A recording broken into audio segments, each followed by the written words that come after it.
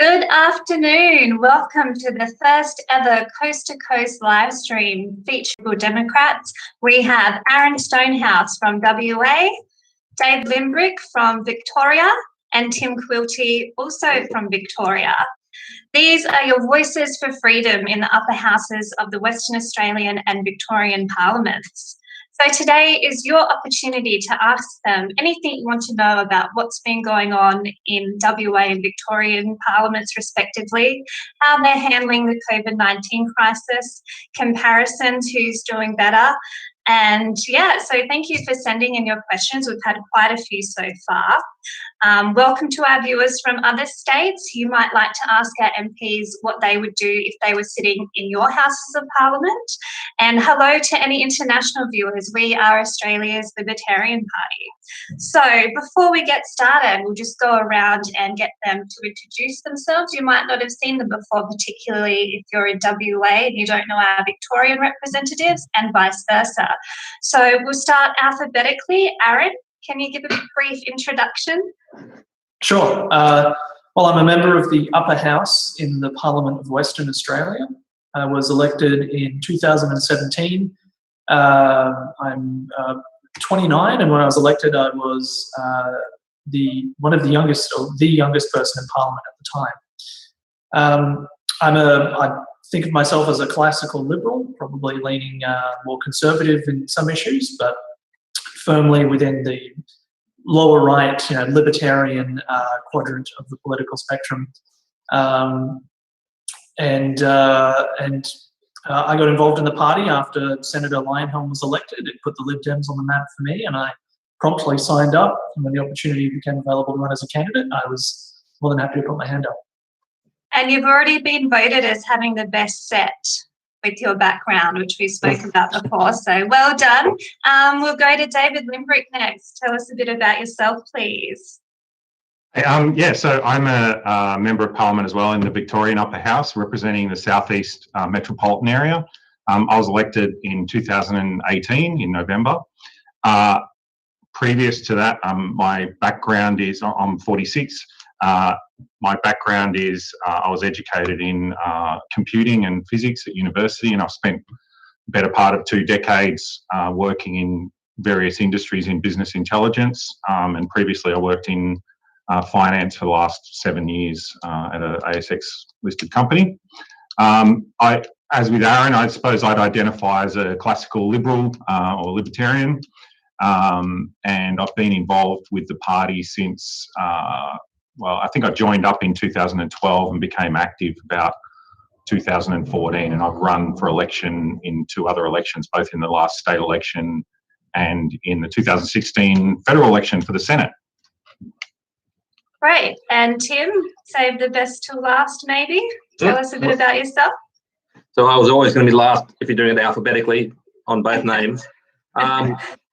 So I'm also a member of the Victorian Upper House for Northern Victoria, which is a bit more than a third of the state, all across the top of the Victoria. Also elected in 2018. Before that, I was an accountant, most recently working at the tax office. So there's that. I joined the party back in 2003 or 2004. I ran into John Humphreys, the founder one of the founders at a party in Canberra one evening, and didn't look back. I was a candidate at a lot of elections, 2004 onwards. So that was even before we were registered as a party. We were just the Liberty and the Democracy. Oh, so we were registered. We were Liberty. First of all, in 2004, we ran as Outdoor Recreation. We borrowed their party to run. 2007, we were Liberty and Democracy. So we got the name approved. So I've been a candidate a lot of elections. I never expected to actually win anything. It was a bit of a shock when I was. I guess I probably came from the conservative side originally, but I got radicalised by people trying to tell me what to do.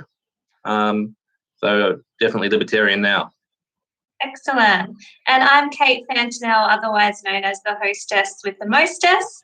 I did work for former Senator David Lionhelm and Duncan Spender, and I better say I work for Aaron Stonehouse now, but I better not be too biased. I'm not going to be an ABC journalist today, giving Aaron all the platform like a Greens person on the ABC. So let's get stuck into it. The effects of the COVID-19 laws. We've had a question come in. What kind of long-term effects will our COVID-19 response have on the economy, and what will that mean for individuals? So this is quite a big one to unpack.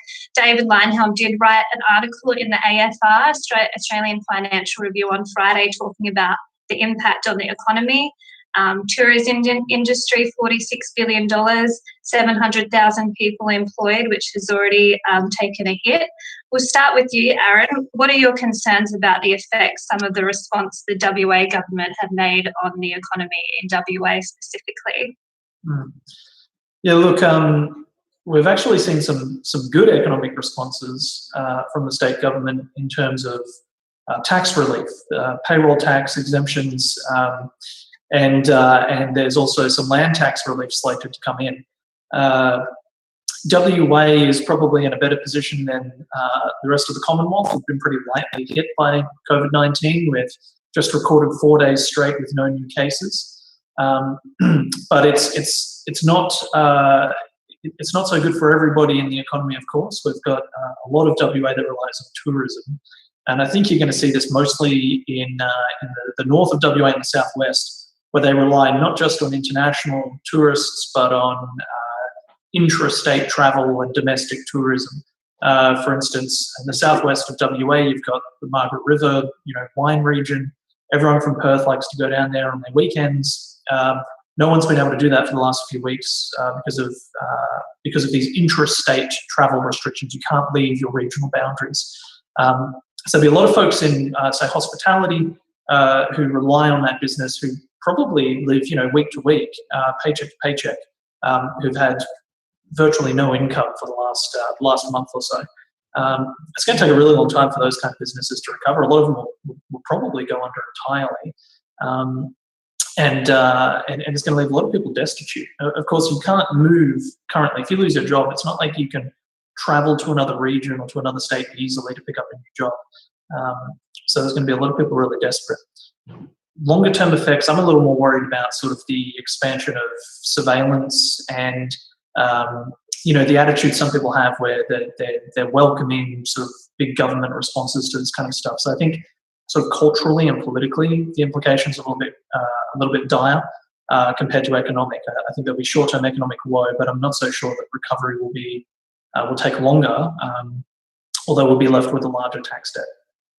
Yeah, we'll get stuck into government overreach and surveillance state stuff a bit later. We've had lots of questions about that.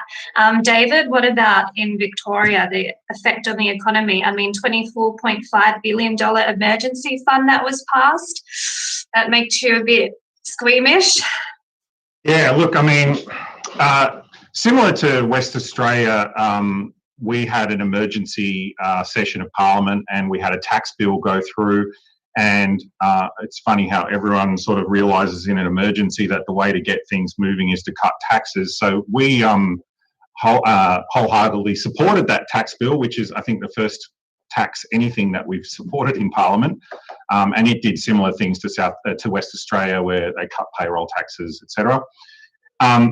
But I'm probably a bit more pessimistic than Aaron, I think, about the long-term effects on the economy. I think that this idea that everything will just, hibernate and snap back is pretty far-fetched. And a lot of these businesses that are in trouble now will, I don't want it to happen, but I think a lot of them are going to end up going bankrupt pretty soon. As with Aaron, I'm very concerned about this surveillance state that they're setting up. And I suppose the good news is that all of these emergency restrictions on social and economic liberties so far have been temporary. So there hasn't been anything permanent yet, which we've been keeping a very close eye on. Probably a big difference between Victoria and especially in my region in Southeast Metro is university sector. This is a massive industry in Victoria, is the university education sector. Basically, they can't operate very easily at the moment because foreign students can't come in. They've shut down the universities. But longer term, how long are the borders going to be closed for? We don't know. So, there's a lot of unknowns. But a lot of how long this goes on for and how bad it gets really depends on what the government does from this point on, I think. And Tim, your thoughts? What's happening, especially in the regional area which you live and represent? Yeah, so obviously tourism is an important part of what happens in regional Victoria, northern Victoria. We were whacked already by the bushfires, which impacted a lot of areas up here, and now we've had this basically killed the whole tourism season. So that's bad for the economy up here.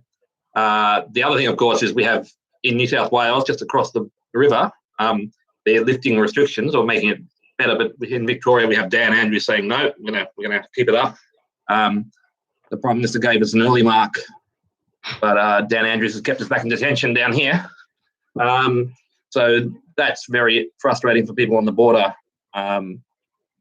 There are a lot of stupid restrictions they brought in. We can't go hunting or fishing for no good reason, because as obviously fishing is not by yourself. There's no risk of catching the virus, or walking in the bush with shooting. It's not hunting a deer is not a risk of getting the coronavirus, but they've just made one size fits all rules, whacked it over everyone. I think some people up here are chafing at the restrictions. I'm amazed and shocked at the number of people who've embraced it all and think it's a great idea. And that's probably the biggest risk and problem coming out of this, is that everyone's going to think this is the new normal. It's just fine for the government to overreach like this. It's not what happens from this crisis, but the next one or the one after that, that has me very concerned. I think economies will recover eventually. There's going to be bad years ahead while we do it, and we're going to encourage the government to deregulate more and cut taxes. But we'll see how we go. Yeah, so that brings us to a really good question. What are the worst laws you've seen in Victoria and WA respectively in the COVID-19 crisis? I mean, we could talk about outside of that as well, but for the purpose of today's discussion, Aaron, what is the worst law you've seen passed in the WA Parliament during this COVID-19 emergency period? Yeah, that's a tough one because there's something to choose from, right? Yeah.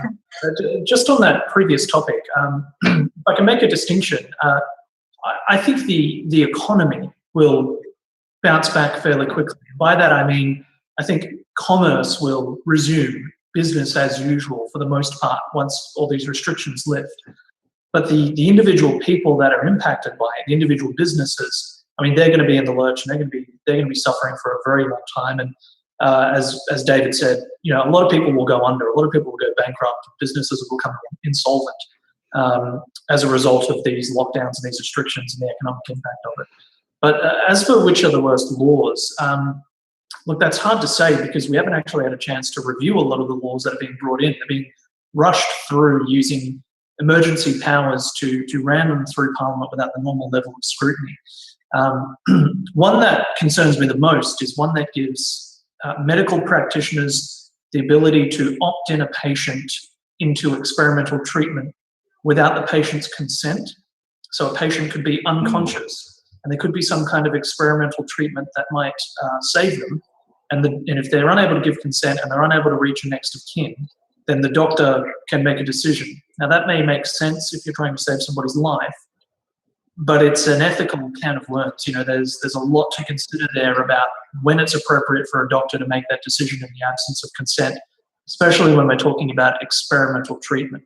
Now, that may be the kind of thing that we want to keep. It may be a great idea, but we weren't really given a proper opportunity to scrutinise it and unpack it and ensure that there would be no unintended consequences. As a result, it's now part of West Australian law, and doctors can make those decisions. And the Parliament, which are the people's representatives, have no idea how that scheme will operate in effect. What about you, David?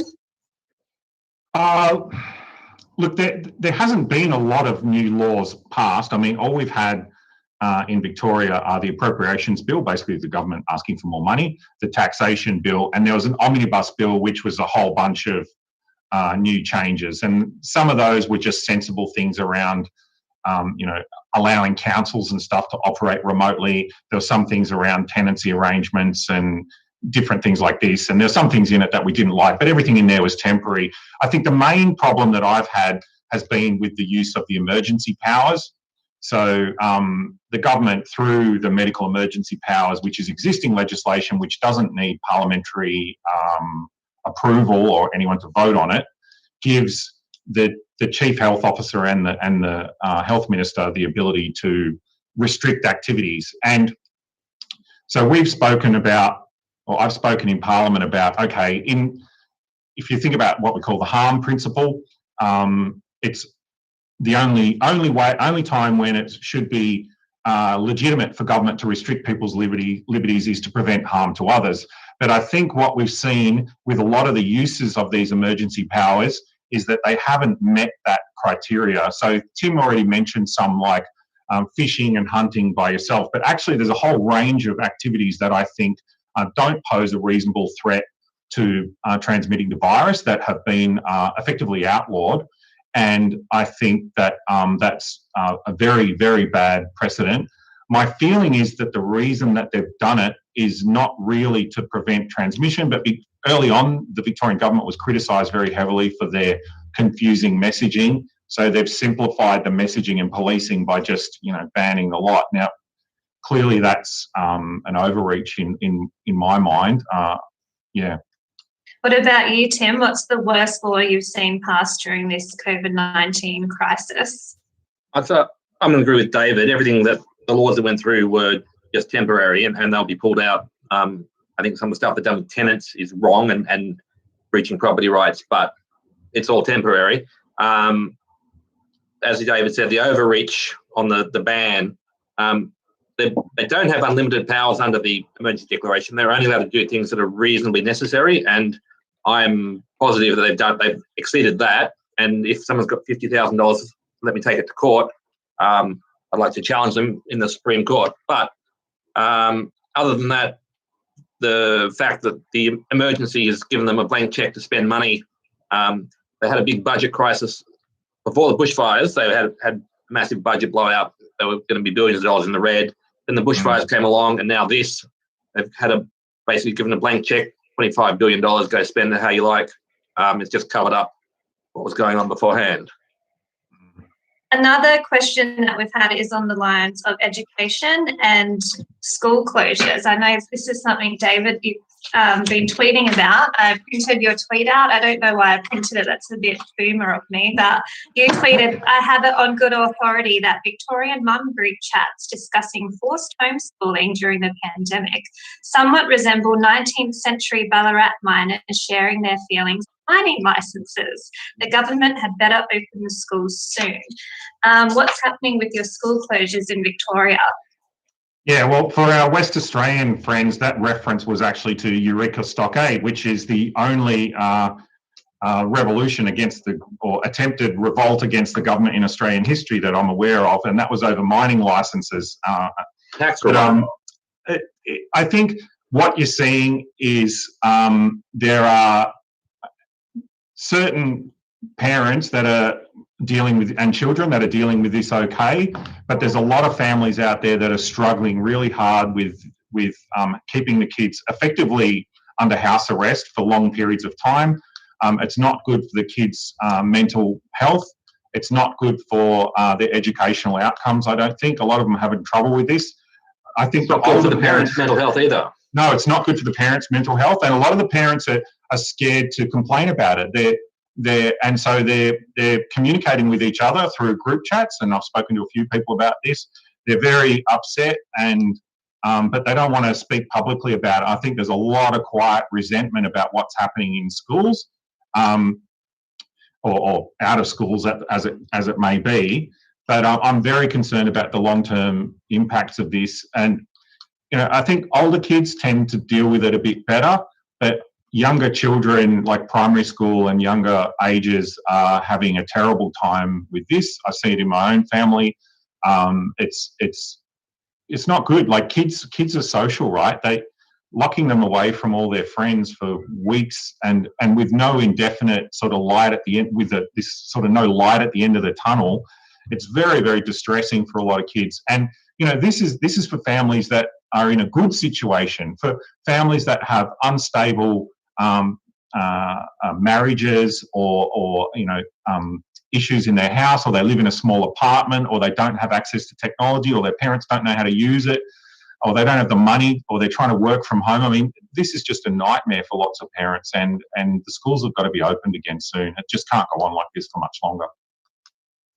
Any addition to that, Tim? I know you've got children. Are they being behaved at home, or do you want the schools to reopen? It would be nice. We're in this, I think, the 4th week of homeschooling this week coming up. Fred is, so I've got 2 kids, one's school age, one's younger. We've sent the younger one back to his family daycare because he was climbing the walls, missing his friends. Got Fred at home doing schoolwork. It can be trying. Some days he's good, some days he's not. It's very hard to get work done. The 2 of us are here. Olga and I are at home as well, so we share it between us, but it gets trying. So yes, I'm looking forward to the school going back. Fred, maybe not. Yeah. And in WA, Aaron, just an update on what's happening with the schools over here. Yeah, schools have returned, but the government is saying if parents want to, they can keep their kids at home. So they've really left the ball in the parents' court in this one. It's up to parents to make the decision if they want to send their kids back or not. A lot of private schools have actually moved to online learning, and they've had the flexibility and the capacity to do that. Public schools are trying to accommodate those parents that keep their children at home with providing online learning. But it's putting a lot of pressure on teachers. So teachers are having to accommodate a class of children in person while at the same time providing some kind of course online for those that stay back. Most kids are back at school, about 60%. I think in principle it's a good idea to let parents make that decision themselves. They can assess the risks and they know what is appropriate for their own children. But at the same time, it does put a lot of those public school teachers in a really, really tough spot where their workload is almost being doubled in a sense. I think Aaron raises a very good point in that the teachers are working very, very hard at this, but I think just there's some limitations with technology. Like if you think about in a normal classroom environment, if you might have a kid that's struggling, the teacher would sort of notice that and pay attention to that child normally.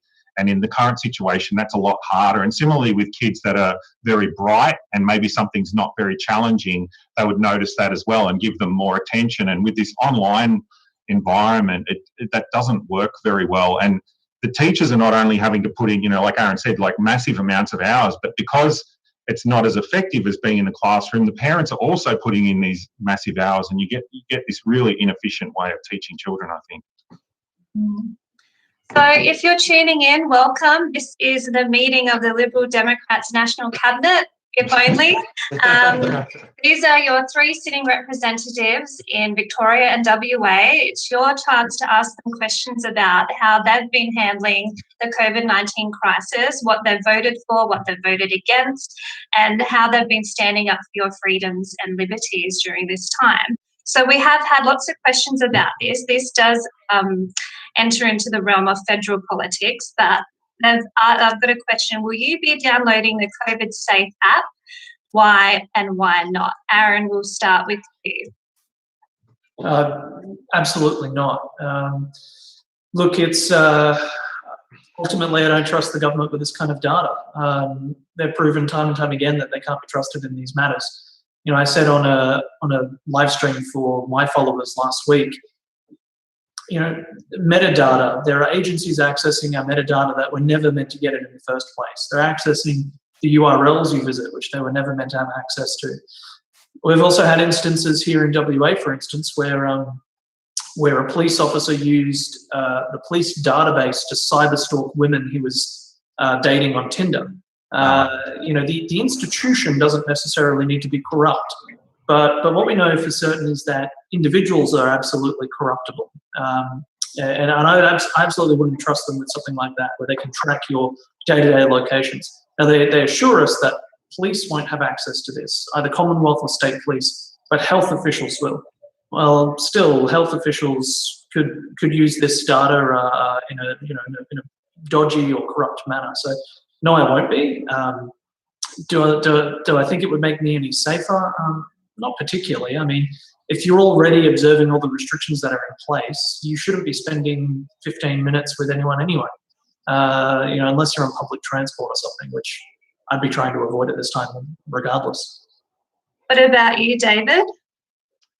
I did download it to have a look at it, but I'm not going to use it. I just wanted to see what it does.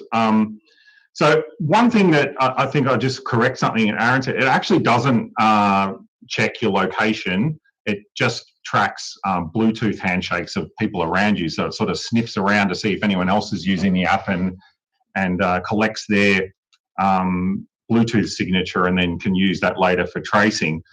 Now, the app does request access to location services, which seems a bit strange, seeing as it's not meant to actually use it.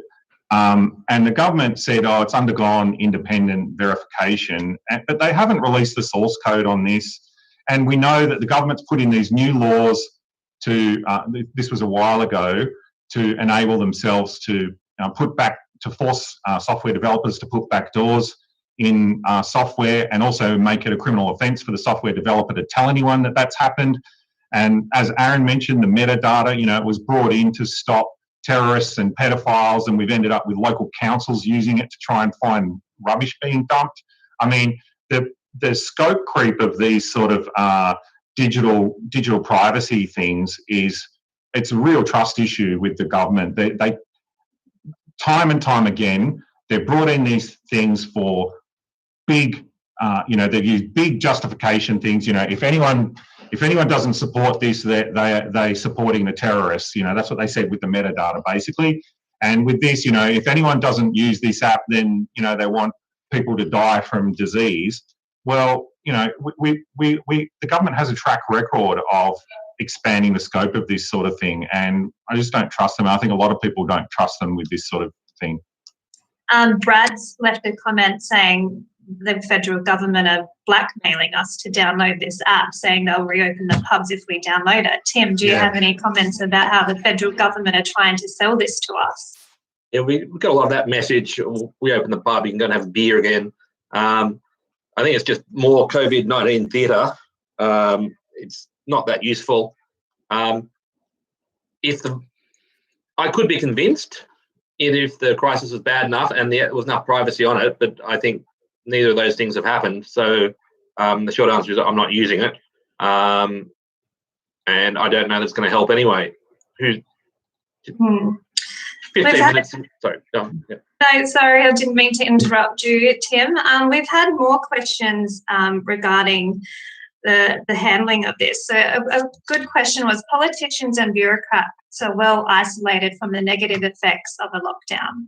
They have consistent income, job security, but they're also the ones making the call on how long we stay locked down for. How can we get sheltered public servants to understand the damage they are causing? I think all of you have given speeches about this and talking on behalf of these.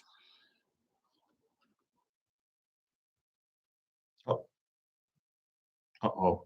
No, we lost Kate. Come back, Kate. Perhaps while we're waiting for Kate to get, there was actually something on that last topic I wanted to touch on, which is that blackmail aspect, right? There's something really unsettling about the idea that if not enough people download the app, the restrictions will stay in place. This blackmail kind of relationship that we have going. It's the kind of rhetoric that I see being used around this. This idea that your rights will only be given back to you if you do what we tell you to. It's not that you have rights already, it's that we'll give them to you if you're polite and if you play by the rules. And I think it's like a really dangerous idea to set that as the standard or the beginning of any kind of discussion you have with the government? What did you It's a literal trade of liberty for safety is what they're talking about, which is pretty awful, especially from supposedly Liberal Party government. It's quite disturbing that they've come out with that sort of guilt trip rhetoric. Like it's voluntary, but it's not. They're sort of using soft power to push this, and it's not cool. It gives you an idea of what they'll try it on as much as they can, right? They'll push it as hard as they can, and if they reckon they can get away with it, then they will. Well, and we're seeing the dangers of letting the public health officials take control of society. Is the people who would lock us up in sealed containers, feed us once a day. If you've seen that Sunday morning breakfast cereal cartoon, letting these people be in charge of us is not a good idea. It's going to end badly for everyone. So we need to push back against that as hard as we can. Yeah, I mean, Tim raises a really good point that, if you give someone dictatorial power almost and give them the objective of saving life, and that's their only objective, then the solution will almost always be lock everyone up. And we know that that's not really society is all about trade-offs and risks. And if you hand over to someone without considering things like liberties and long-term consequences for people's lives, that's always the solution. You could say the same thing about the road toll. Well, if you give someone the objective of lowering the road toll to zero, then the only realistic solution is to ban cars, right? I mean, and that will work. But I'm sure we can do 5 k's an hour, but maybe 5 k's an hour or something. But yeah. Well, that's it, right? It's that these bureaucrats who are quite often the ones giving the advice to the politicians and driving this kind of stuff, that they look at this through the lens of just public health, and they see it as a zero-sum game. They don't take into account all these other considerations. I don't think it's enough just to be kept alive. You have to have a life worth living, right? It's people's livelihoods are important, their jobs are important, their ability to enjoy their life and have a family and have some kind of social interaction. Those are all very, very important things. And I don't think a public health bureaucrat who's just looking at numbers and data is really the best place to make decisions like that. It's actually why I'm not too pessimistic, in terms of how long these restrictions will last. I think if the public health bureaucrats had their way, we'd be seeing these restrictions every single flu season. I don't think that'll be the case because while bureaucrats are immune to the cries of anguish of the general public, politicians are not. Politicians have to be elected every 3 or 4 years, and they are at least somewhat responsive to the concerns of the public. If Scott Morrison's electorate, everybody loses their jobs and he's having to go on Centrelink, they're going to be pressuring him pretty damn hard to lift restrictions, and he's going to have to respond. Everyone's polling numbers went up though. So if you look at all the state premiers and the PM, suddenly their numbers are through the roof. It's everyone, the government's making us safe. So there's a real risk with that. And I'm quite shocked at the number of people who've embraced the whole idea of it. And yes, the government will save us. It's rubbish. One thing that I called for publicly was to try and put in some sort of incentive, which was to slash all MP pay by 20% until such time as the emergency powers are lifted. I felt that was a way of ensuring that there was at least some appreciation from politicians that in it together. We hear this a lot, but you're not really in it together if you get no real financial impacts on your life. And I was very happy when I discovered that New Zealand actually did just that, exactly what I. So maybe Jacinta Ardern's listening to the LDP in Victoria, but I don't know about that. But yeah. Oh, Kate's back. Hi, Kate. Hi. Sorry, I think maybe I've been censored. Someone didn't like what I had to say, but I'm back. I'm just having technical issues. I'm sorry, but I'm sure you did fine without me. So I did have a question that I really wanted to ask all of you because I think it's a good one. If you dislike government so much, why did you become a politician? Aaron, let's start with you. Yeah, look, at the time when I volunteered to be a candidate, I didn't expect to be elected. It was quite by chance that I was elected. But since then, I think I've begun to appreciate that, you know, sitting on the sidelines and complaining about things on Facebook or, you know, or around the office, you know, water cooler, nothing changes. You know, if you want to affect political change, you have to get involved in this system, and that means joining a political party. You know, actually joining one, not just voting for them, but getting involved in volunteering, getting involved in activism, and ensuring that a political party that shares your views, you know, gets people elected. It's not enough to just lobby existing political parties for your issues. If you really want to see, you know, classical liberal values advanced in Australia, you've got to kind of throw your hat in the ring. You've got to get involved. And so, you know, yeah, I could be a purist, you know, some kind of anarcho-capitalist person who refuses to vote. But then I think I'd have absolutely no right to complain when things don't go my way. What about you, David? Look, I mean, I'm not an anarchist. I think that there's a role for government. I think that the role is a lot less, or the scope of it should be a lot less than it is now. But I think I wholeheartedly agree with Aaron. Like, the reason I got involved in politics is because I found myself complaining about things, and I decided that I didn't want to be the sort of person that just whinges about things.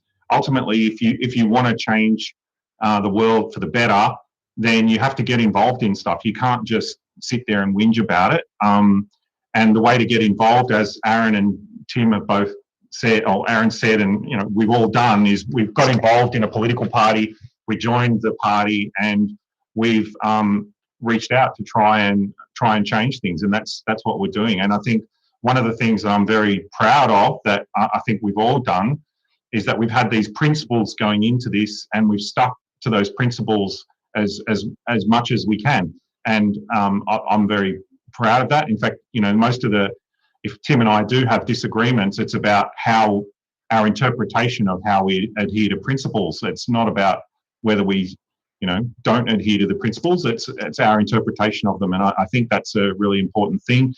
I think there's a market for that too. I think people want politicians to act on principle rather than just do what they think is going to be easy or popular. So, you know, that's why I got involved. What about you, Tim? You were a councillor before this. Yeah, when I originally joined the party and started running, I said something in a media interview that I see we're gradually sliding into this dystopian disaster.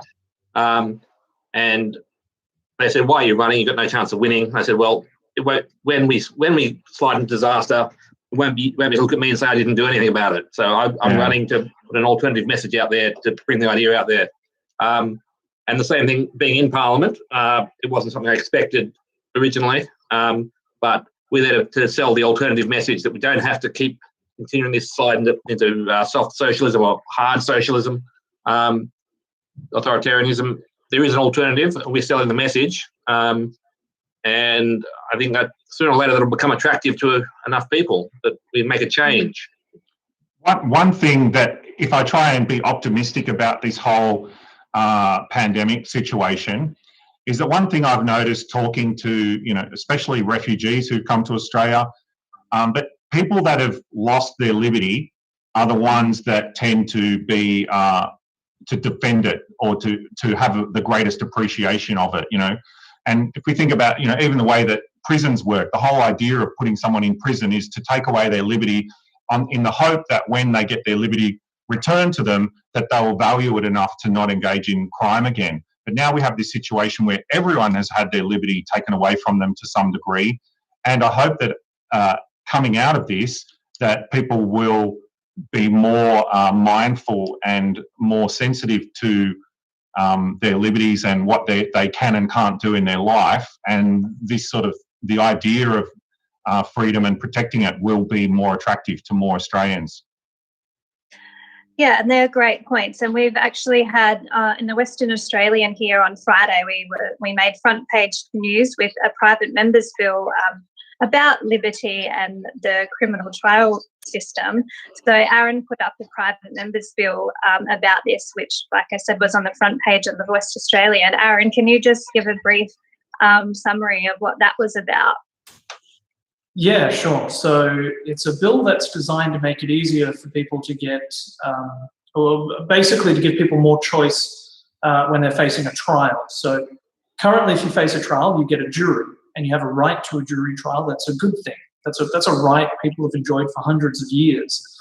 But a jury trial is not always ideal. You may have instances where it's a very high-profile accused, where a lot of people have read an article on Facebook and have already made up their minds. And so in that case, you may want to opt out of the jury and have just a judge hear your matter alone. You can do that in WA, but you have to prove to the judge that the jury is already prejudiced or that there's a risk of prejudice. So it makes it a little bit difficult to get out of a jury trial in WA. My bill makes it so that if you request it, it is granted unless it's not in the interest of justice to grant it. And there are some limited circumstances in which that may be the case. So it's ultimately about allowing people a little bit more choice. Retains jury trials as a right, but it lets people opt out. And it's based on the idea that if a jury trial is a right, it shouldn't be an obligation.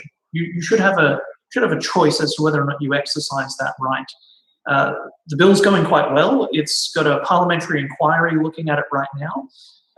Quite a few high-profile figures have come out in support of it. A number of QCs here in WA, the former governor of Western Australia, who's a practicing barrister and a QC, he's come out in support of it. The former Chief Justice of Western Australia, he's come out in support of it as well. So it's going quite well. We'll see at the end of the inquiry process if the government's willing to adopt this criminal justice reform. But I think ultimately it would ensure a little bit more flexibility without eroding in any way the long-held right to a jury trial. And what's the status of that kind of thing in Victoria, David?